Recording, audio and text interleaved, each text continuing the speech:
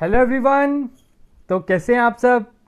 तो आज आपके सामने इंडियन आर्ट एंड कल्चर के ऊपर लेक्चर नंबर 9, जिसमें हम अपना नया टॉपिक, नया सब सेक्शन स्टार्ट करने जा रहे हैं, that is your visual art.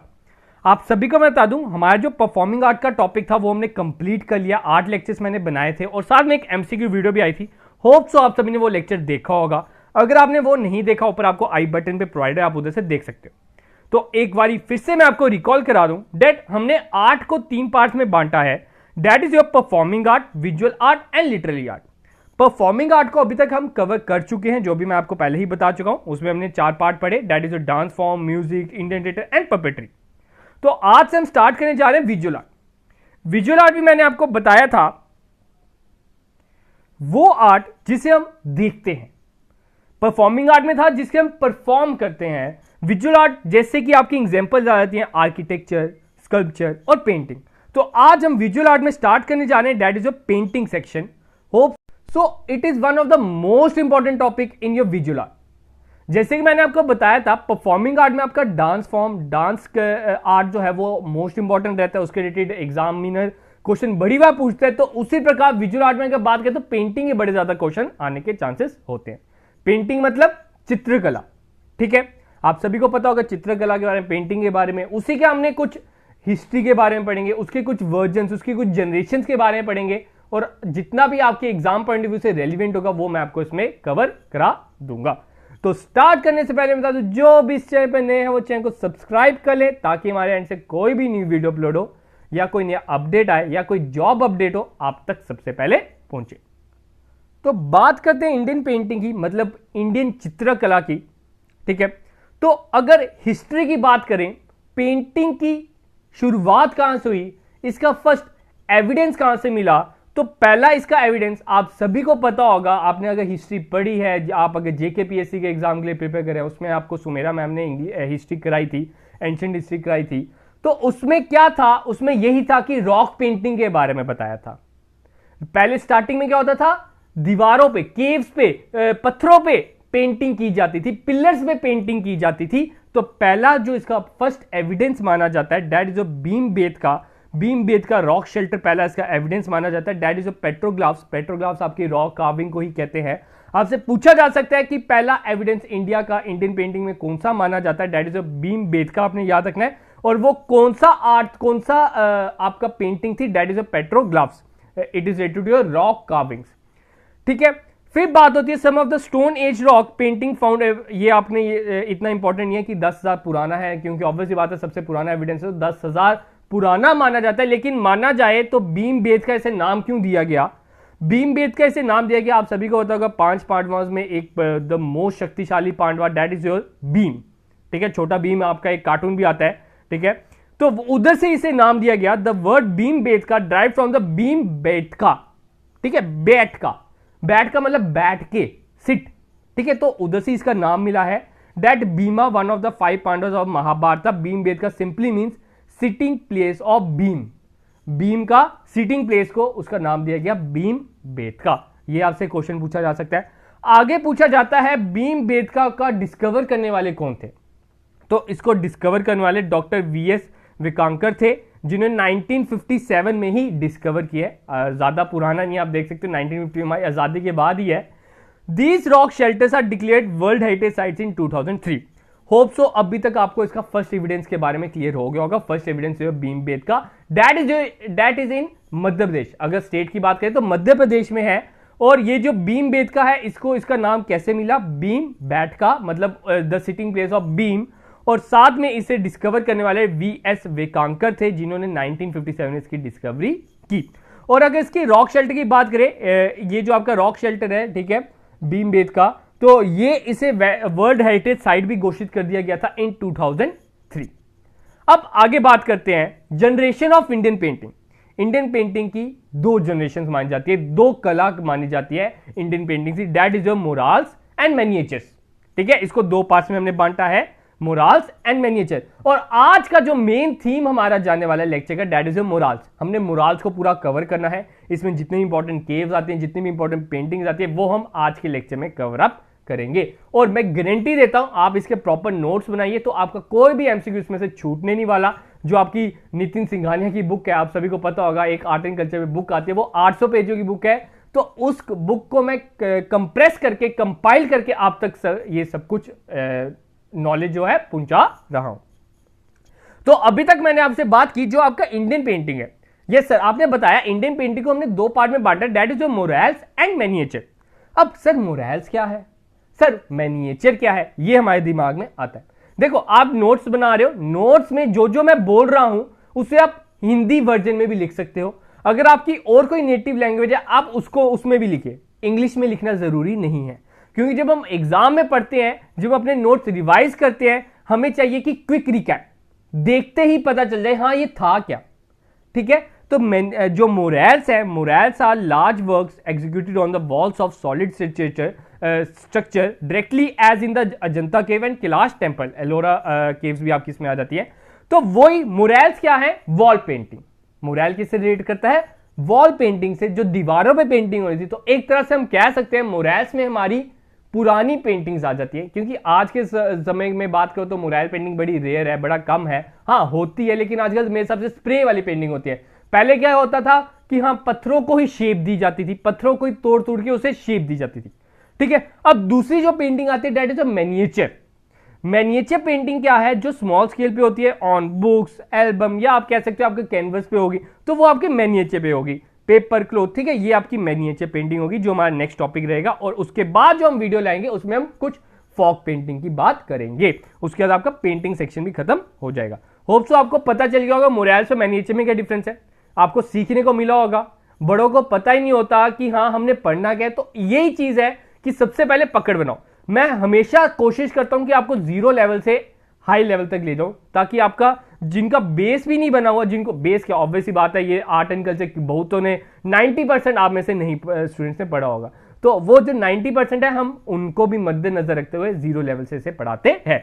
और भूलना मत, लास्ट में मैंने ना इसके कुछ एमसीक्यू आपके लिए लेके आया हूं, वो आपके लिए होमवर्क पोर्शन है, वो अपने कमेंट सेक्शन में लिख के बताना है। तो ये आप पहले पूरा एक लेक्चर देख लो, उसके बाद उसका होमवर्क भी करके आप कमेंट सेक्शन में लिख देना। ठीक है, ये आपका आ गया फ्लो चार्ट, मैंने बता दिया मोरल्स एंड मिनिएचर। मोरल्स की अब बात करते हैं। पहला एमसीक्यू सर मोरल्स के related is that mural come from the Latin word murus which means wall. ठीक है, आपसे पूछा जा सकता है मोरल कौन सी लैंग्वेज से लिया है, it is from Latin word, it is a Latin word जिसका मतलब है मूरस। मूरस मतलब है, और इस मूरस का ही मतलब है वॉल, दीवार। A moral is any piece of artwork that is painted or applied directly on a wall. More broadly, moral art is the appear on the ceiling of or any other permanent surface. ठीक है, तो क्या कहता है, कहता है morals जो है वो एक ऐसा आर्ट है जिसे हम वॉल पे करते हैं, या कुछ ऐसे स्ट्रक्चर, या आप सीलिंग पे कह सकते हो, छत पे कह सकते हो। हम कह सकते हैं कि जो हम छत पे अपने फॉल सीलिंग कराते हैं, फॉल सीलिंग के साथ साथ आप मान सकते हो जो हम ऊपर डिजाइन करवाते हैं, जो पीओपी का डिजाइन डला होता है, तो वो भी एक मोरल्स का ही पार्ट है। तो सीलिंग और एनी लार्ज परमानेंट सरफेस, कोई परमानेंट सरफेस पे उसे बनाया जाता है, तो वो आपकी क्या कहलाते हैं, मोरल्स। आपसे पूछा जाता है परमानेंट स्ट्रक्चर पे कौन सा बनाया जाता है, मोरल्स की मिनिएचर, तो आपने बताना सर मोरल्स। मिनिएचर तो हम क्लोथ पे बना दिया, पेपर पे बना दिया, कैनवस पे बना दिया। Moral is the only form of painting that is truly 3 dimensional. अब मोस्ट इंपॉर्टेंट, ये एमसीक्यू आ चुका हुआ है, आपको मैं बता दूं, जो आपका मोरल है ना, ये 3D आर्ट है। मतलब आप सभी को पता है, आपने अगर आप मैथ बैकग्राउंड से क्या आपने 10th तक तो मैथ्स पढ़ी है, उधर आपका टॉप चैप्टर हुआ करता था 2D 3D। 2D में क्या होता है, लेंथ और ब्रेथ। 2D में क्या होता है, लेंथ और breadth. Square is your 2D image.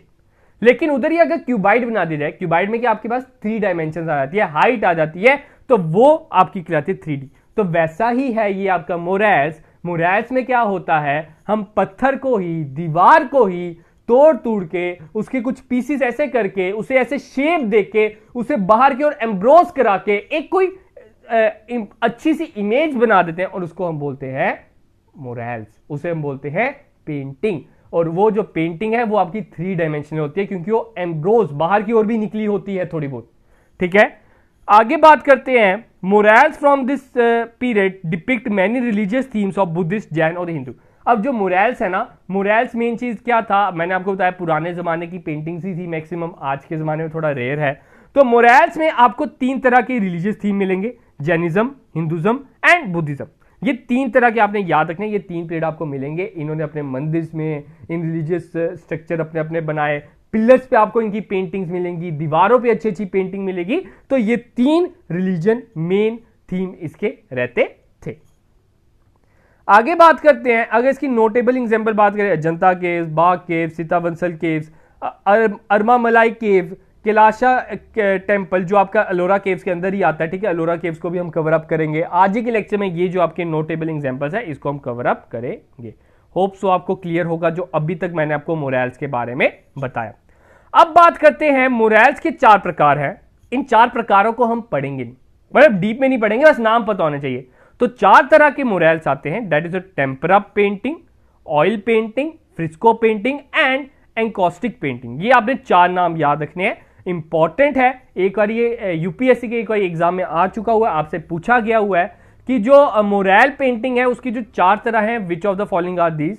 तो 4 ऑप्शन आपको उधर से दे सकते हैं, ऑल ऑफ दीज भी हो सकता है और कुछ भी हो सकता है। ये 4 नाम आपने याद रखना है, tempera painting, oil painting, fresco painting and encaustic painting. अब बात करते हैं जो मैंने इधर आपको एग्जांपल्स बताई हमारे मुरैल्स की। तो पहली एग्जांपल हमारे सामने आती है सर, अजंता केव। फिर से एक रिकॉल करें। यस सर, देखो मेरी कोशिश रहती है कि आप जब ये आधे घंटे का जो आपका समय है, जो मेरा आधे घंटे का लेक्चर है, आप जब इस लेक्चर को खत्म करें तो आप तक सारी नॉलेज हो, आपको सब कुछ कवर अप हो गया, आपको लर्न हो गया, ठीक है। मतलब उस आधे घंटे मैंने अपना लेक्चर भी कवर किया और आपको लर्न भी हो जाए, मेरा ये कोशिश रहती है। तो ये घबराओ मत कि जो मैं अगर रिपीटेशन कर रहा हूं, रिपीटेशन आप ही के लिए फायदे के लिए कर रहा हूं। अगर किसी को पसंद नहीं है वो आगे स्किप कर सकता है। यस सर, बढ़ते हैं आगे। हमने अभी तक पढ़ा सर इसका जो एविडेंस था that is Bhimbetka. Bhimbetka is in Madhya Pradesh और इसको डिस्कवर करने वाले हमें कौन मिले, डॉक्टर वीएस वकांकर इन 1957। और भीमबेटका का नाम कहां से मिला, भीम की बैठक से, ठीक है, भीम की बैठक से, मतलब सिटिंग प्लेस ऑफ भीमा। फिर जनरेशन हमने 2 तरह की पढ़ी सर, मुरैल्स एंड मिनिएचर। आज का हमारा जो मेन थीम है मुरैल्स है। सर मुरैल्स आपने बताया जो दीवारों पे करते हैं वो मूरस वर्ड से बना है। Murus is your Latin word. Sir ये दीवारों पे होती है और इसमें आपको 3 तरह के रिलीजियस थीम मिलेंगे, बुद्धिज्म, जैनिज्म एंड हिंदुज्म। तो आगे अब हम पढ़ते हैं Ajanta cave, that is the first type of your murals, ठीक है। अजंता केव, अजंता केव आपको कहां पे मिलेंगे, अजंता केव इज इन महाराष्ट्र, ठीक है। आप कह सकते हो कि सबसे पॉपुलेटेड आपकी जो सिटीज उधर आ जाती है, मुंबई, नागपुर, ठीक है। तो अजंता केव आपकी कहां पे, Maharashtra, and these are the oldest in India. आपसे पूछा जा सकता है which caves are the oldest in India, that is your Ajanta caves. Ajanta cave सबसे पुरानी केव मानी जाती है। The figure in this caves were done using fresco painting. मैंने आपको अभी तक 4 पार्ट बताए, tempera painting, oil painting, fresco painting and encaustic painting. आपसे पूछा जा सकता है अजंता पेंटिंग कौन से स्टेट में है, तो दैट इज महाराष्ट्र। कौन सी थी इसमें कौन सी फिगर बनाई जाती है, कौन सा आपका जो टाइप है फॉलो किया जाता है, दैट इज फ्रिस्को पेंटिंग। और ये जो आपकी अजंता केव है ना, ये आपकी हॉर्स शू की शेप में है। आपने ये भी चीज याद रखना है, ये भी आपसे पूछा जा सकता है। जो अजंता केव्स की शेप है, हॉर्स की जो शू का शेप होता है, ठीक है, इस तरह का कुछ होता है, तो वैसा इसकी शेप है। The outline of the painting were done in red color. One of the striking feature is the absence of blue color in the painting. अब जो अजंता केव्स के कुछ फीचर्स हैं, ठीक है, देखो ज्यादा डीप में नहीं जा रहा हूं, आपके लिए फायदे में है। हर एक पॉइंट है जरूरी, हर एक मार्क्स है जरूरी जो आपकी सिलेक्शन पक्की करेगा। अजंता केव जो है वो एक ऐसी पेंटिंग है जिसमें रेड कलर का जो आउटलाइनिंग होती है, साथ में इसमें जो हैरान करने वाली बात है वो ये है, इसमें आपको ब्लू कलर का बिल्कुल यूज नहीं मिलेगा। आपको पता है ब्लू कलर एक इंपॉर्टेंट कलर गिना जाता है, एक कॉमन कलर गिना जाता है जिसका यूज सबसे ज्यादा होता है। लेकिन अजंता केव की ये खास बात है, उधर आपको ब्लू कलर नहीं मिलेगा, रेड कलर की आउटलाइनिंग मिलेगी। The paintings are generally themed around Buddhism. अब जो अजंता केव है इसमें आपका जो मेन थीम रहेगा लाइफ ऑफ बुद्धा एंड जट का स्टोरी रहती है इसमें। तो आपसे पूछा जा सकता है अजंता केव का मेन थीम क्या है, उधर की जो पेंटिंग्स हैं, जो उधर की कलाकृतियां हैं, तो उसका मेन थीम क्या है, that is a Buddhism, that is life of Lord Buddha.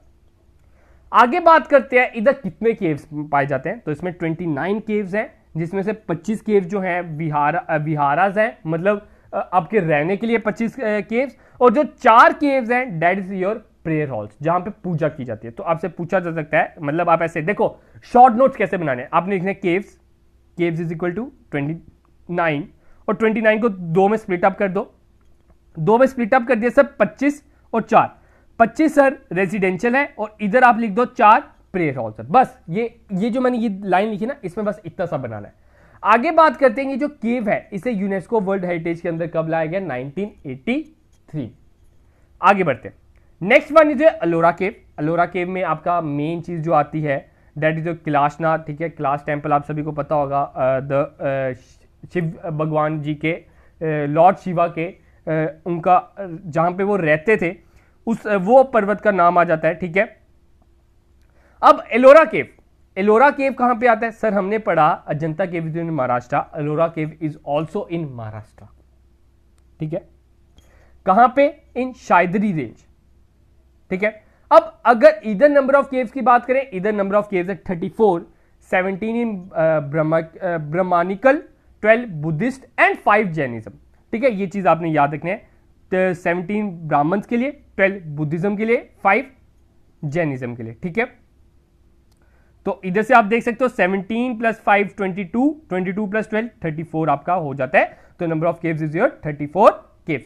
अब एलोरा केव की भी बात करें तो इसको भी यूनेस्को वर्ल्ड हेरिटेज मिला गया है इन 1983 में, जैसे कि इसको मिला, देखो थोड़ा मिलता जुलता ही है। तो the most remarkable cave is, अब आपसे पूछा जा सकता है, जो आपका कैलाश पर्वत है, कैलाशनाथ है, ये जो आपका टेम्पल है, ठीक है, ये कहां पे पाया जाता है, ठीक है, जिसे कैलाश रेंज ऑफ, ठीक है, हिमालय में है। तो इसका ये जो टेम्पल है ये कहां पे है, that is in Ellora cave, that is in your Maharashtra, ठीक है। क्लियर है इतना? आगे बढ़ते हैं, नेक्स्ट की बात करते हैं बाघ केव पेंटिंग, ठीक है। बाघ केव पेंटिंग का मेन चीज आती है, they are found in Madhya प्रदेश, ये भी मध्य प्रदेश में। अभी मध्य प्रदेश सर हमने क्या पढ़ा था सर, आपने बनाया Bhimbetka is also in Madhya प्रदेश। 2 अभी तक हमने कवर अप कर लिए हैं मध्य प्रदेश के, 2 कवर अप हमने कर लिए महाराष्ट्र के। बाघ केव painting is a extension of Ajanta school, ये आपकी अजंता स्कूल का ही एक्सटेंशन है। अजंता स्कूल अभी हम आगे पढ़ेंगे।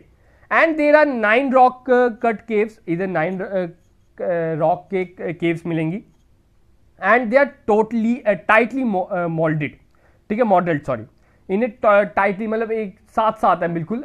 ये भी आपने याद रखना है, बाघ केव में क्या है, बिल्कुल साथ साथ जुड़े हुए, टाइटली उसे ना मॉडल बनाया गया, इस तरह का बना हुआ है। And they are mostly earthly and humane, मतलब कि इसमें ना ज्यादातर अर्थली का मतलब हो जाता है कि मिट्टी का इस्तेमाल हुआ है। जो इधर केव्स है, इधर मिट्टी का आपको इस्तेमाल मिलेगा। They are materialistic painting rather than anything spiritual. इसमें ना मतलब अभी तक हमने जैसे ऊपर पढ़ा, ऊपर आप देख सकते हो कि रिलीजियस के रिलेटेड था, लेकिन इसमें मटेरियलिस्टिक के रिलेटेड हो गया। इसका जो मेन थीम था मटेरियलिस्टिक के रिलेटेड। और अगर अब अगले पॉइंट की हम बात करें तो reddish brown gritty and thick mud का इसमें यूज होता है, प्लास्टर ऑफ पेरिस आप कह सकते हो, इसमें आपको मिल जाएगा। And the Buddhist and Jataka tales are also found. Main theme तो इसका मटेरियलिस्टिक ही है। अगर आप बाघ केव की बात करो, ठीक है, बाघ केव में जो आपने याद रखना है, इट इज इन मध्य प्रदेश, ठीक है, मध्य प्रदेश में है। साथ में इसमें जो मॉडल है पूरा टाइटली होता है और इसमें अर्थली और ह्यूमेन का यूज किया जाता है। और मेन चीज जो है, जो आपका थीम है, मेन थीम है, that is your materialistic rather than spiritual and religious. आगे बात करते हैं नायका पेंटिंग। ये वर्ड मैं गारंटी देता हूं कि लड़कियों को नहीं भूलने वाला। आपका फेमस ब्रांड है मेरे हिसाब से, आपके आईलाइनर का है, आईलाइनर भी नहीं, cosmetic, I think so, if I am not wrong, ठीक है। तो ये नायका पेंटिंग, उसमें शायद से ए नहीं आता, हाँ, ए नहीं आता, हाँ, ठीक है। तो इसमें तो है, इसमें ए है, ध्यान रखना, ठीक है, वो आपके उस कॉस्मेटिक प्रोडक्ट की बात हो रही है। तो नायका पेंटिंग जो है इट इज इन तमिलनाडु, ठीक है, ये आपका तमिलनाडु में आ जाएगा। और it is the extension of Vijayanagara style. Vijayanagara style अभी आगे हमने पढ़ना है, इधर हम कवर अप करेंगे, ठीक है, नीचे है अभी विजयनगरा। तो आपसे पूछा जा सकता है कौन सी पेंटिंग जो है एक्सटेंशन है विजयनगरा स्टाइल की, दैट इज नायका पेंटिंग। मतलब पहले विजयनगरा आया, विजयनगरा के बाद ही इसी प्रथा को आगे थोड़ा सा मॉडिफाई करके नायका में आपका आ गया।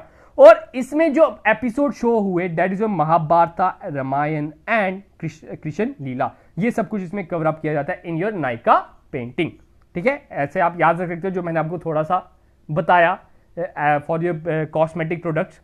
आगे बात करते हैं बादामी केव। ठीक है, बादाम वर्ड से आप याद रख दो। ठीक है, बादामी केव कहां पे है sir? It is also in Karnataka. ठीक है, ये कर्नाटका में आ गया, आप देख सकते हो मैक्सिमम साउथ रीजन के ही आ रहे हैं। 3 among the 4 cave temples are dedicated to deities of Hinduism and 1 temple is dedicated to Jainism। मतलब इधर 4 केव टेम्पल आपको मिलेंगे, ठीक है, बादामी केव में। 4 में से 3 जो है हिंदुज्म को रिलेट करते हैं एंड 1 जो है इट्स रिलेटेड टू जैनिज्म। ठीक है, आगे बात करते हैं। The first temple is dedicated to Nataraj, the second and the third is Lord Vishnu and fourth temple is related to Mahavira the founder of Jainism. तो ये भी आपसे पूछा जा सकता है। अगर उसके एक टेम्पल की बात करें वो नटराज के रिलेटेड है, the second and the third is related to Lord Vishnu and the fourth temple is related to your Lord Mahavira who is the founder of Jainism. ठीक है, आगे बात करते हैं अरमा मलाई केव। ठीक है, अरमा मलाई केव की अगर बात करें इट इज इन तमिलनाडु। ये कहां पे है? तमिलनाडु में। ये तमिलनाडु में है। और क्या इसकी मेन खास बात आती है? डेट अरमा मलाई में जो आपका मेन चीज आती है that the painting explain the native story of Jainism and also had the image of Ashtadikpalakas also called as protector of 8 corners. तो ये 8 कॉर्नर्स के प्रोटेक्टर भी माने जाते हैं। तो 8 कॉर्नर कौन कौन से हैं? अग्नि, वायु, कुबेरा, ईशान्य, इंद्रा, यमा, निरुति एंड वरुणी। ये 8 के ये प्रोटेक्टर माने जाते हैं। देखो ये 8 नाम याद करने की जरूरत नहीं है, बस आपने याद रखना। आपसे पूछा सकता है कौन प्रोटेक्टर ऑफ 8 कॉर्नर्स माने जाते हैं? That is Ashtadikpalakas. और इनकी इमेज ही आपको कहां पे मिलेगी? अरमा मलाई केव में। फ्रिस्को एंड टेम्पेरो के टेक्निक्स फॉर यूज। तो इसमें कौन सी टेक्निक का यूज हो रहा है? 2 यूज का हो रहा है, फ्रिस्को और साथ में टेम्पेरा टेक्निक्स का भी इसमें आपको इस्तेमाल मिलेगा। आगे बात करते हैं। ठीक है, और एक और पॉइंट इसमें हमने जो स्किप कर दिया, sorry. Armamalai cave is a natural cave which was converted into a Jain temple in 8th century. ठीक है, तो ये एक नेचुरल केव थी पहले, तो नेचुरल केव को ही जैन टेम्पल में कन्वर्ट कर दिया गया इन 8th सेंचुरी। नेक्स्ट बात करते हैं विजयनगरी। ठीक है, विजयनगरी पेंटिंग में क्या आ जाता है? तो विजयनगरी एम्पायर, ठीक है, एक एम्पायर थे। ठीक है, चोला एम्पायर के बाद आए थे आपके Vijayanagara empire. Built many temples during its lifetime. उन्होंने बहुत ज्यादा टेम्पल्स बनाए अपने लाइफ टाइम में। उन्होंने चोला कल्चर को आगे लेके गए थे। उसी चीज को थोड़ा सा आप मान सकते हो कि उसको थोड़ी सी मॉडिफिकेशन के साथ लेके आए। The main material used by the empire was granite. उन्होंने ग्रेनाइट का यूज किया। While the reliefs and the carvings that ornamented the temple were made out of another material soapstone. ठीक है, अब इसमें जो ऑर्नामेंट्स का यूज हुआ वो सोपस्टोन से बनाया गया था। And the Vijayanagar empire borrowed architecture elements from previous empire. तो वही मैंने बताया कि जो प्रीवियस 3 एम्पायर थे, Hoysala, Chola empire dynasty and the Chalukya dynasty, तो उधर से ही उन्होंने अपनी आर्किटेक्चर एलिमेंट लेके आए थे, लेकिन साथ में कुछ मॉडिफिकेशन के साथ लाए थे, यूनिक आर्किटेक्चर कंपोजिशन के साथ आए थे। The horse was the most common animal to be depicted on the pillars. अब एक और जो मेन चीज आपकी आती है विजयनगरा पेंटिंग में एक और मेन चीज ये आती है कि इसमें जो पेंटिंग में ना हॉर्स को ज्यादा बनाया जाता था। आप देख सकते हो, मैंने तो इमेज भी आपके लिए किया हूं। ये आपकी दीवार पे हॉर्स इस तरह के बने होते थे। ठीक है, the theme is Ramayana and तालाब वार्ता ऑन टेम्पल वॉल। तो ये भी आपने थीम भी याद रखनी है। तो ये मेन थीम थी विजयनगरा पेंटिंग की। अब मैंने आपको बताया that your Nykaa painting is the extension of your Vijayanagara style. तो यही चीज आपने याद रखनी है। ये कुछ इंपॉर्टेंट केव्स थे, इंपॉर्टेंट मोरल पेंटिंग थे, इनके रिलेटेड आपको पूछा जा सकता है एमसीक्यू में। और मैं अभी पूछ लेता हूं, आपका टेस्ट अभी हो जाता है, आप इसका कमेंट सेक्शन में आंसर लिखोगे। पहला क्वेश्चन आपका आता है moral painting is dash dimensional form of art work. ये मैं आपको बता चुका हूं, आपने आंसर कमेंट सेक्शन में लिख के बताना है। सिर्फ और सिर्फ पार्ट का नाम लिखने की जरूरत है, मैं समझ जाऊंगा। और सेकंड वन आता है which of the following cave painting is focus on the life of Buddhas and Jatakas. तो बुद्धास और जटकास जी के कौन सी पेंटिंग मेन फोकस उनकी लाइफ पे किया था, तो उसका आपने आंसर लिखना है। Which of the following is not type of Indian mural painting. तो इंडियन मोरल पेंटिंग में से, ठीक है, which of the following is not type of, ठीक है, ये जो है आपका ये नॉट को काट लेना, बाकी ठीक है। Which of the following is types of moral painting, ठीक है, वो आपने बता देने कमेंट सेक्शन में। तो ये 3 क्वेश्चन है जिसका आंसर आपने कमेंट सेक्शन में लिख के बताना है। ठीक है, मैं वेट करूंगा आप सभी के आंसर का। होप सो आपको क्लियर होगा मोरल्स के बारे में। तो नेक्स्ट टॉपिक हमारा रहेगा मैनिएचर के बारे में, उसके ऊपर हम बातचीत करेंगे और उसके बाद कुछ फॉक पेंटिंग की बात करेंगे। तो आपका इंडियन पेंटिंग भी फिर टॉपिक खत्म हो जाएगा। तो जो भी इस चैनल पर नए हैं वो चैनल को सब्सक्राइब कर ले, ताकि हमारे एंड से कोई वीडियो अपलोड हो या कोई अपडेट आए या कोई नया जॉब अपडेट आए आप तक सबसे पहले पहुंचे। तो गाइस आज के लिए हम अपना वीडियो इतना ही रखते हैं, तो मिलते हैं कल अपने नए लेक्चर के साथ। आज के लिए अलविदा।